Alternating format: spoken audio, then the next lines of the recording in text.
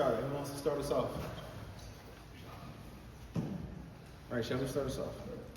Been talking to Coach today just about those Sunday night football games and what they mean to young guys to be able to develop. From your standpoint, like what's your involvement? Because we heard that a lot of the guys that are more veteran are kind of getting playing time, kind of go and cheer on them. You saying like what's my involvement in the Sunday night lights? Yeah, like what's it like for you? What are you doing during those games?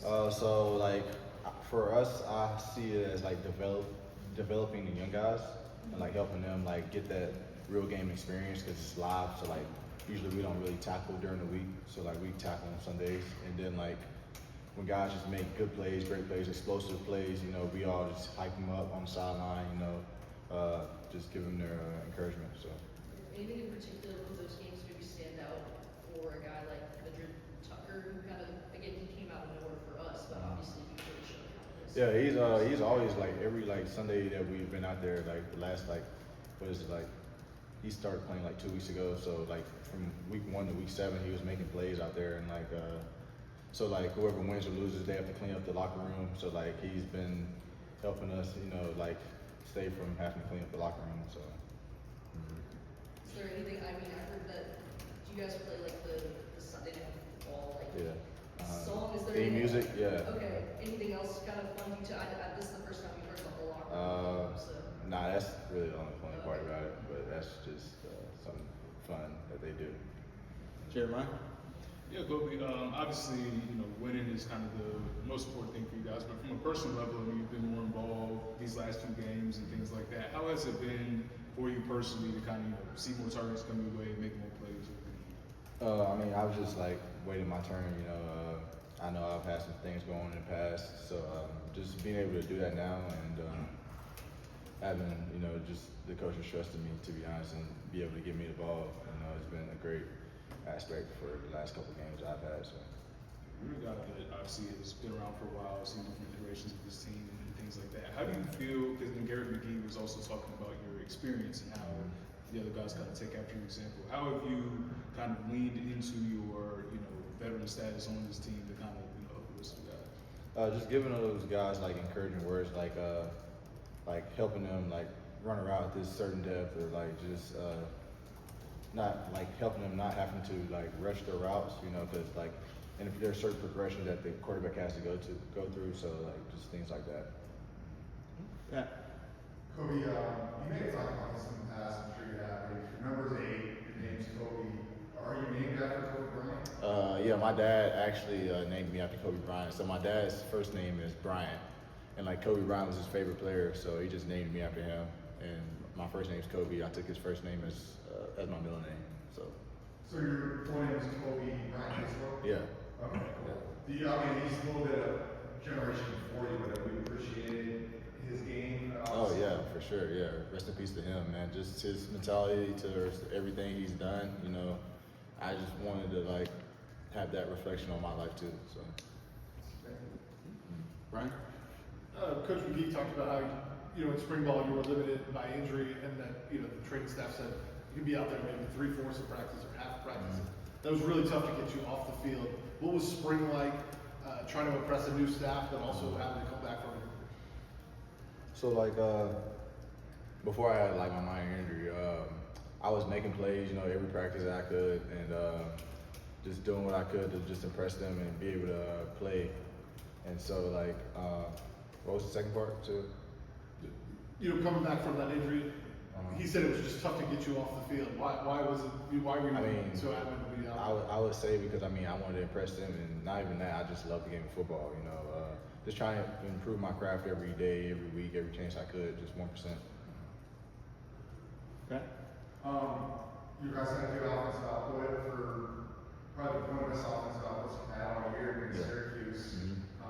Those secret offenses struggled a little bit. But how are you guys kind of feeling with Stanford coming into town and coming off that performance? We're not taking anybody lightly. We're just playing our game, trying to get better every week, and yeah, that's pretty much what it is. Has there been any breakthroughs you can point to, or things that have given you the confidence that the offense is going to take a step here coming up? We just keep believing in each other, taking those extra reps after practice, and just keep coming together, stuff like that. Adam? Kobe, with all you've been through in your career, you know, from way back to even not being able to get on the field earlier this season, like how would you say personally you've like kept the faith and kept believing and what's kept you coming back? Yeah, I mean, first I would say my family just continue to believe in me, having that support system, and then also my teammates, having those guys like Jordan Shook, just guys how I've been, who I was here with last year and the year before.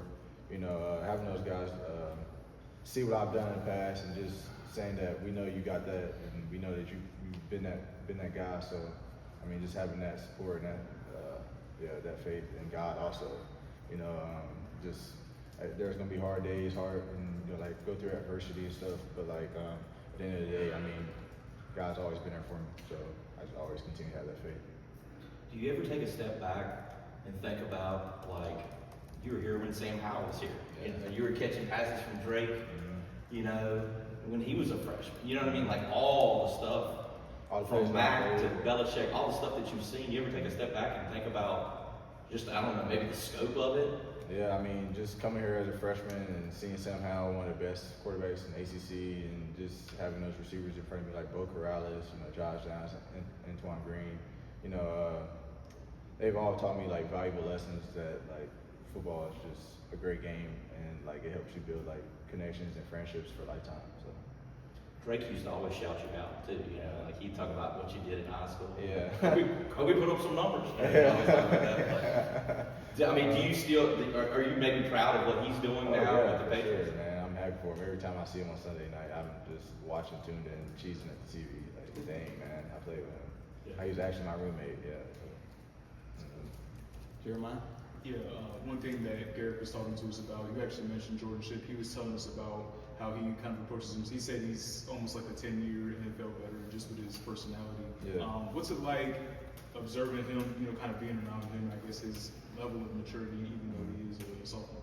yeah, I mean, he's a great dude. He teaches me some things on and off the field. You know, he's one of those people who I say like, that's gonna be like my friend outside of here for a long time. He's gonna probably be my wedding. You know, he's a great dude. So.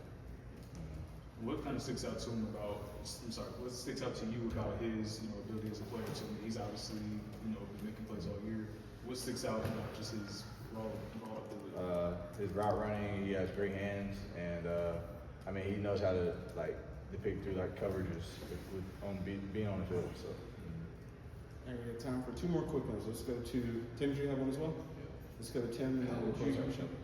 How would you describe how Belichick has changed through the course of the disappointing start to showing some promise the last few games? How has his demeanor changed, or maybe his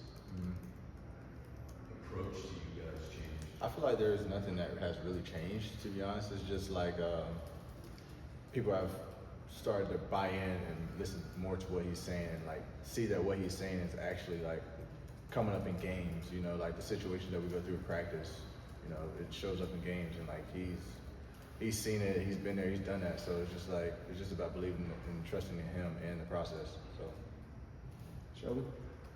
I mean, would it be fair to say that maybe there was distrust earlier in the season, or guys maybe, I mean, the perception is that at some point guys just kind of looked like they gave up on plays.